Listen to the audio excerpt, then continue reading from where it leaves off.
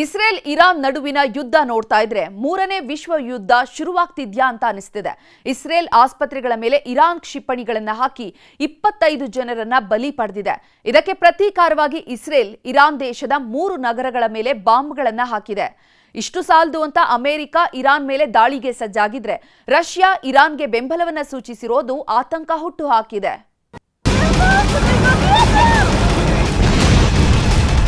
ಆಕಾಶದಲ್ಲಿ ಹಾರಿ ಬರುವ ಬೆಂಕಿಯುಂಡೆಗಳು, ಕ್ಷಿಪಣಿಗಳು.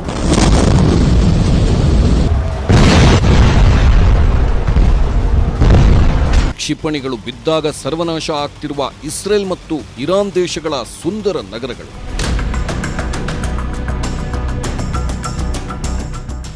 ಕಳೆದ 7 ದಿನಗಳಿಂದ ನಡೆಯುತ್ತಿರುವ ಇಸ್ರೇಲ್ ಮತ್ತು ಇರಾನ್ ನಡುವಿನ ಈ ಘನಘೋರ ರಕ್ತಸಿಕ್ತ ಯುದ್ಧ ಕೊನೆಯೇ ಆಗ್ತಿಲ್ಲ.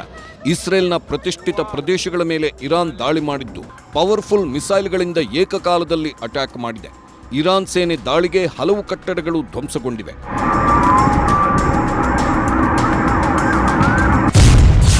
ಇಸ್ರೇಲ್ ಆಸ್ಪತ್ರೆ ಮೇಲೆ ಬಾಂಬ್ ಹಾಕಿದ ಇರಾನ್. ಇಸ್ರೇಲ್ ಇರಾನ್ ಮಧ್ಯೆ ಬೆಂಕಿ ಯುದ್ಧ ಮತ್ತಷ್ಟು ಜೋರಾಗಿದೆ. ಇಸ್ರೇಲ್ ನಾಗರಿಕರನ್ನ ಟಾರ್ಗೆಟ್ ಮಾಡಿ ಇರಾನ್ ದಾಳಿ ಮಾಡುತ್ತಿದೆ. ಸರೋಕಾ ನಗರದ ಮೇಲೆ ಇರಾನ್ 20ಕ್ಕೂ ಹೆಚ್ಚು ಕ್ಷಿಪಣಿಗಳಿಂದ ದಾಳಿ ಮಾಡಿದೆ. ಅತಿ ದೊಡ್ಡ ಆಸ್ಪತ್ರೆಯ ಮೇಲೆ ನಡೆದ ಈ ಕ್ಷಿಪಣಿ ದಾಳಿಯಲ್ಲಿ 25ಕ್ಕೂ ಹೆಚ್ಚು ಜನರ ಸಾವಾಗಿದೆ. 65ಕ್ಕೂ ಹೆಚ್ಚು ಜನರಿಗೆ ಗಾಯಗಳಾಗಿವೆ. ಬದುಕುಳಿದ ರೋಗಿಗಳ ರಕ್ಷಣೆಗೆ ಸರ್ಕಸ್ ಮಾಡಲಾಗ್ತಿದ್ದು ಹಲವು ರೋಗಿಗಳನ್ನ ಬೇರೆ ಆಸ್ಪತ್ರೆಗಳಿಗೆ ಶಿಫ್ಟ್ ಮಾಡಲಾಗಿದೆ.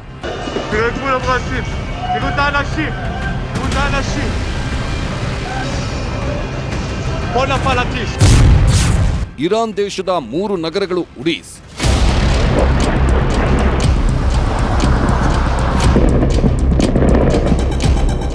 ಇಸ್ರೇಲ್ ದೇಶದ ಆಸ್ಪತ್ರೆಗಳ ಮೇಲೆ ದಾಳಿ ಆಗ್ತಿದ್ದಂತೆ ಇಸ್ರೇಲ್ ಇರಾನ್ ದೇಶದ 3 ಮಹಾನಗರಗಳ ಮೇಲೆ ಮಿಸೈಲ್ ದಾಳಿ ಮಾಡಿದೆ. ಇಸ್ಫಹಾನ್, ಶಿರಾಜ್, ಕೆರ್ಮನ್ಶಾ ನಗರಗಳ ಮೇಲೆ ಭೀಕರ ಕ್ಷಿಪಣಿ ದಾಳಿ ಮಾಡಿದೆ. ಇಸ್ರೇಲ್ ದಾಳಿಗೆ ಟೆಹರಾನ್ನಲ್ಲಿದ್ದ ಕಟ್ಟಡಗಳು ಧ್ವಂಸವಾಗಿದ್ದು ನಾಗರಿಕರ ಸಾವು ನೋವಿನ ಲೆಕ್ಕನೇ ಸಿಕ್ತಿಲ್ಲ.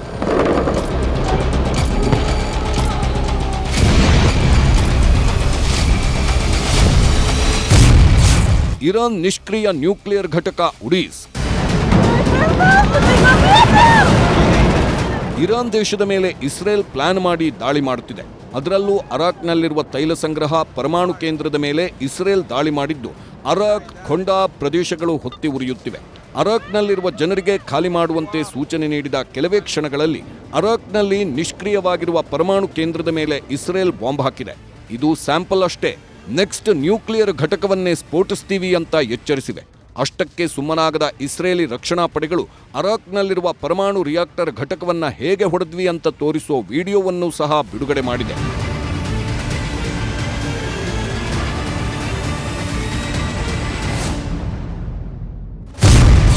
ಇಸ್ರೇಲ್ ದೇಶದ ಪರ ನಿಂತ ಡೊನಾಲ್ಡ್ ಟ್ರಂಪ್, ಇರಾನ್ ಮೇಲೆ ದಾಳಿಗೆ ಸಜ್ಜಾದ ಅಮೆರಿಕ ಪಡೆ.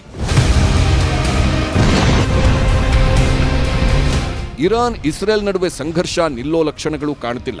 ಶಾಂತಿ ಶಾಂತಿ ಅಂತಿರೋ ಅಮೆರಿಕ ಅಧ್ಯಕ್ಷ ಡೊನಾಲ್ಡ್ ಟ್ರಂಪ್ ಇರಾನ್ ಪರಮೋಚ್ಚ ನಾಯಕನಿಗೆ ಶರಣಾಗಲು ಕೊನೆಯ ವಾರ್ನಿಂಗ್ ಕಳಿಸಿದೆ.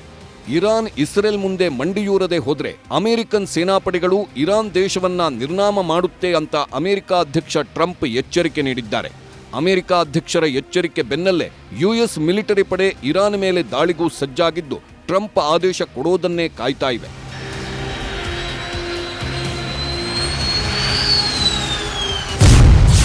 ಇರಾನ್ ಮೇಲೆ ದಾಳಿ ಮಾಡಿದ್ರೆ ಸುಮ್ಮನಿರಲ್ಲ. ಅಮೆರಿಕಾಗೆ ಎಚ್ಚರಿಕೆ ಸಂದೇಶ ಕೊಟ್ಟ ರಷ್ಯಾ.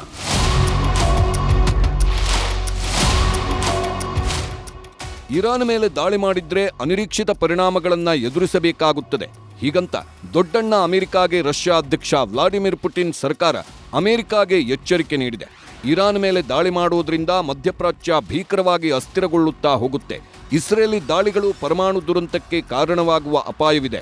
ಹಾಗಾಗಿ ಅಮೆರಿಕ ಇರಾನ್ ಮೇಲೆ ದಾಳಿ ಮಾಡುವುದು ಸರಿಯಲ್ಲ. ಅಪ್ಪಿತಪ್ಪಿ ದಾಳಿ ಮಾಡಿದ್ರೆ ನಾವು ಸುಮ್ಮನಿರಲ್ಲ ಅಂತ ರಷ್ಯಾದ ಉಪವಿದೇಶಾಂಗ ಸಚಿವ ಸರ್ಗೈ ರಯಾಬ್ಕೋ ಅಮೆರಿಕಾಗೆ ಎಚ್ಚರಿಕೆ ಕೊಟ್ಟಿದ್ದಾರೆ. ಇರಾನ್ ನಿರ್ನಾಮದ ಪ್ರತಿಜ್ಞೆ ಮಾಡಿದ ನೆತನ್ಯಾಹು. ಇಸ್ರೇಲ್ ಇರಾನ್ ಯುದ್ಧ ಉಲ್ಬಣಗೊಳ್ಳುತ್ತಲೇ ಇದೆ. ಕದನ ವಿರಾಮ ಘೋಷಿಸುವ ಯಾವ ಲಕ್ಷಣವೂ ಕಾಣಿಸುತ್ತಿಲ್ಲ. ಇಸ್ರೇಲ್ನ ಸೊರೋಕಾ ಆಸ್ಪತ್ರೆ ಮೇಲೆ ದಾಳಿಗೆ ಇಸ್ರೇಲ್ ಖಂಡನೆ ವ್ಯಕ್ತಪಡಿಸಿದೆ. ನಾಗರಿಕರ ಮೇಲಿನ ದಾಳಿಗೆ ಇಸ್ರೇಲ್ ಪ್ರಧಾನಿ ಬೆಂಜಮಿನ್ ನೆತನ್ಯಾಹು ಕೆರಳಿದ್ದು, ಆಸ್ಪತ್ರೆ ಮೇಲಿನ ದಾಳಿಗೆ ಇರಾನ್ ಬೆಲೆ ತೆರಬೇಕಾಗಿದೆ, ಟೆಹರಾನ್ ಮೇಲೆ ಮತ್ತಷ್ಟು ದಾಳಿ ಮಾಡುತ್ತೇವೆ, ಸೇಡು ತೀರಿಸಿಕೊಳ್ಳುವುದಾಗಿ ಪ್ರತಿಜ್ಞೆ ಮಾಡಿದ್ದಾರೆ. ಇದನ್ನೆಲ್ಲ ನೋಡ್ತಿದ್ರೆ ಇಸ್ರೇಲ್ ಇರಾನ್ ಮಧ್ಯೆ ಯಾವಾಗ ಬೇಕಿದ್ರೂ ನ್ಯೂಕ್ಲಿಯರ್ ದಾಳಿ ನಡೆದೇ ಹೋಗುತ್ತಾ ಅನ್ನೋದು ಇಡೀ ವಿಶ್ವವನ್ನೇ ಕಾಡುತ್ತಿರುವ ಆತಂಕ. Bureau report, news 18.